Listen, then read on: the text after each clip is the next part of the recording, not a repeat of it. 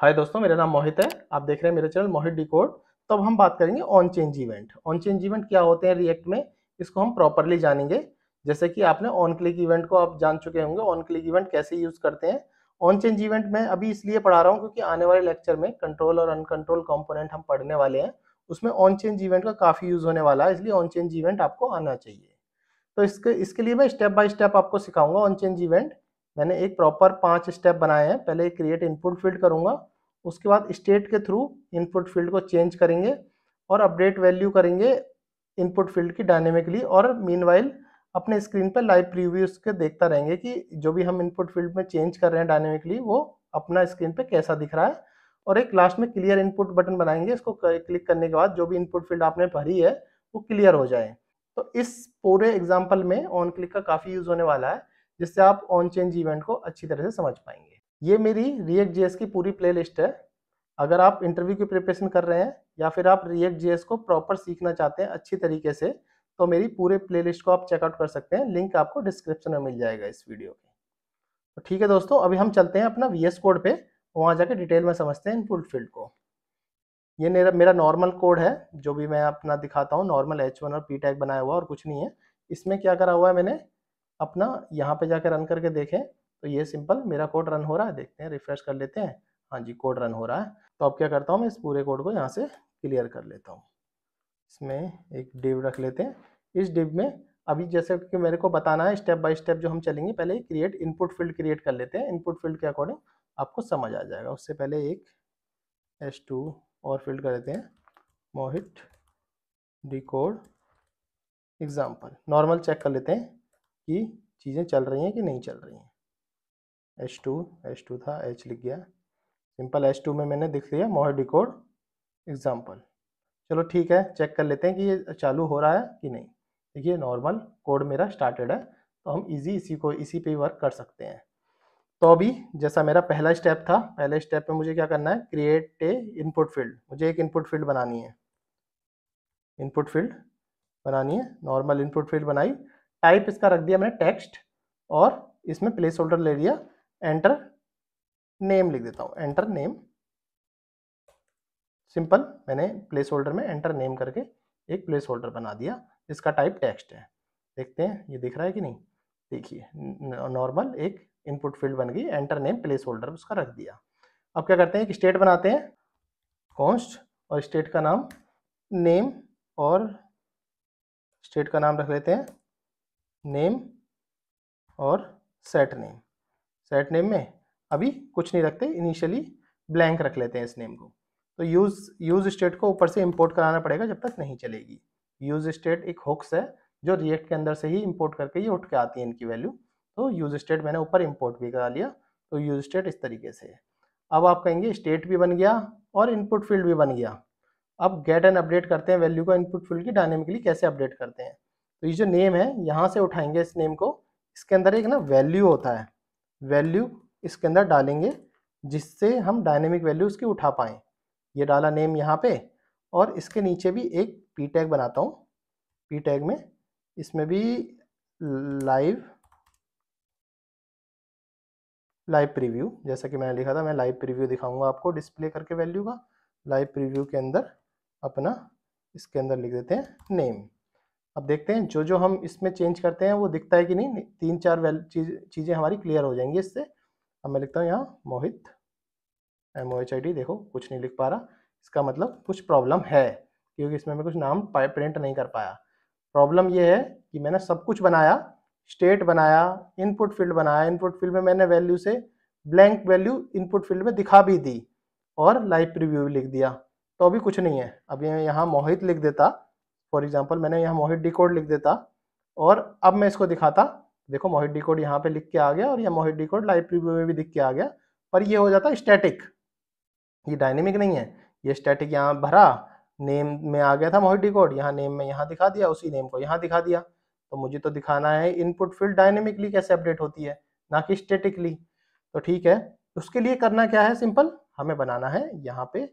पहले मैं right click करके इसको फॉर्मेट कर देता हूँ डॉक्यूमेंट को। यहाँ पे बनाना है मुझे ऑन चेंज, जो हमारा नॉर्मल टॉपिक है आज का, ऑन चेंज।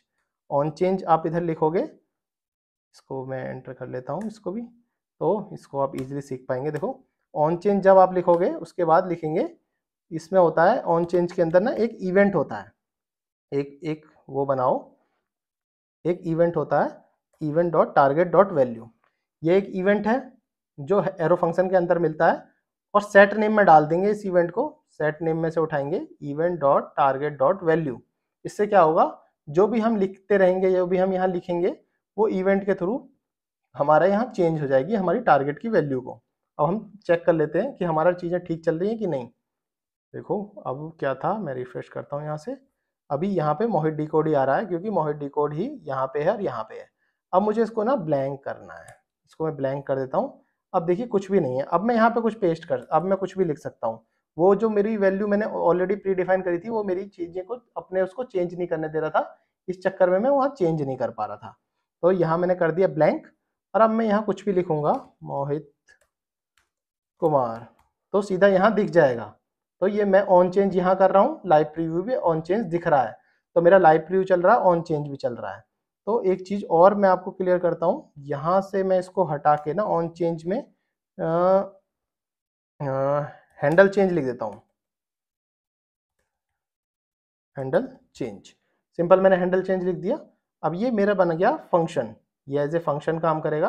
तो फंक्शन को यहाँ मुझे लिखना है कॉन्स्ट में हैंडल चेंज, और हैंडल चेंज में इस ये मैंने ऊपर भी लिख सकता हूँ, तो ये सेम काम करेगा। इवेंट यहाँ से उठा लेंगे, event dot target dot value यहाँ से उठा लेंगे, रिफ्रेश करते हैं और यहाँ पे लिखते हैं हाई, तो सिंपल हाई वैल्यू यहाँ भी दिख गई। अब मैं ये मैंने ऊपर इसलिए लिखा है, मैं यहाँ पे आपको कंसोल लॉग दिखा सकता हूँ करके कि कंसोल लॉग में, कंसोल डॉट में event dot target dot value में आता क्या है। पहले दिखा देंगे इवेंट में क्या आता है, event dot target dot value में क्या मिलता है हमें। तो राइट क्लिक करूँगा, इंस्पेक्ट करूँगा और कंसोल में जाऊँगा, यहाँ क्लियर करेंगे, रिफ्रेश करेंगे और यहाँ लिखेंगे मोहित।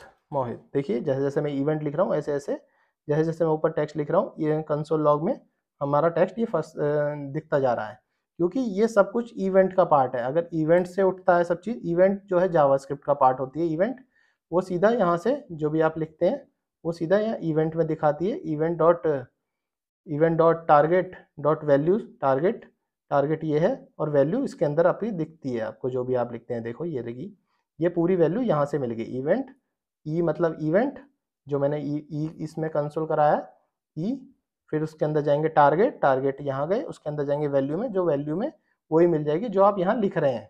जो भी आप यहाँ लिख रहे हैं ये वो यहाँ चेंज हो रही होगी नीचे दोबारा दोबारा। तो इस हिसाब से event dot target value JavaScript का पार्ट है, जहाँ से हम अपनी वैल्यू को चेंज कर सकते हैं ईजिली। तो आप यहाँ से समझे कैसे कैसे होता है, कैसे कैसे वैल्यू चेंज करती है। इसमें बस ये याद रखना है, ये वैल्यू नहीं भूलनी लिखनी। इस वैल्यू के हिसाब से ये वैल्यू इसलिए जरूरी है, अभी जरूरी नहीं है, आगे अभी मैं हटा दूँ यहाँ पे और यहाँ पे मैं रिफ्रेश करूँ तो अभी देखो ऑल ओके चल रहा है, कोई प्रॉब्लम नहीं है। ये वैल्यू पर इसलिए जरूरी है कि अब जो मैं करना चाह रहा हूँ ना, जो मैं अभी ये जो बनाऊंगा ऐड क्लियर इनपुट बटन, उसमें इस वैल्यू को बहुत ही ज़्यादा यूज़ होने वाली है। तो एक बटन और बनाता हूँ मैं, बटन जिसका नाम रख देते हैं क्लियर बटन। इस क्लियर बटन से क्या होगा, जब भी ऐड ए क्लियर बटन मैंने बोला था, अगर मैं इसको रिफ्रेश करता हूँ, अगर मैं इसके बाद बटन बन गया क्लियर बटन, हाँ ये रहा क्लियर बटन, ठीक है। यहाँ मैं लिखता हूँ मोहित, अभी मैं इसको हटा देता हूँ, इसको इसकी ज़रूरत नहीं है, और मैं इसको क्लियर करता हूँ तो देखिए क्लियर हो जाएगा। अगर ये चीज़ नहीं होती यहाँ पे वैल्यू नेम, तो मैं यहाँ कुछ लिखता मोहित, सब चीज़ ओके लिखता, मोहित कुमार सब चीज़ दिखता, लाइव प्रीव्यू में दिखता, क्लियर बटन में ये वैल्यू क्लियर नहीं हो पाती, क्योंकि यहाँ पे हमने वैल्यू इसकी लिखी नहीं थी जो हम क्लियर करना चाहते हैं। तो इस क्लियर बटन में मैंने क्या करा है, एक बटन बनाया है, ऑन क्लिक पे सेट नेम की वैल्यू जो थी, सेट नेम की जो इनिशियली नेम जो था ब्लैंक था, सेट नेम को फिर से ब्लैंक कर देते हैं।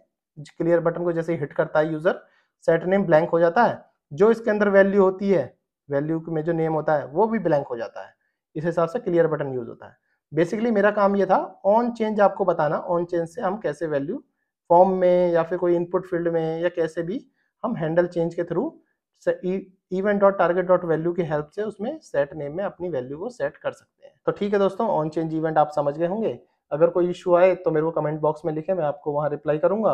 अदरवाइज मेरे चैनल को सब्सक्राइब करें, अपने दोस्तों के साथ शेयर करें। Thanks for joining.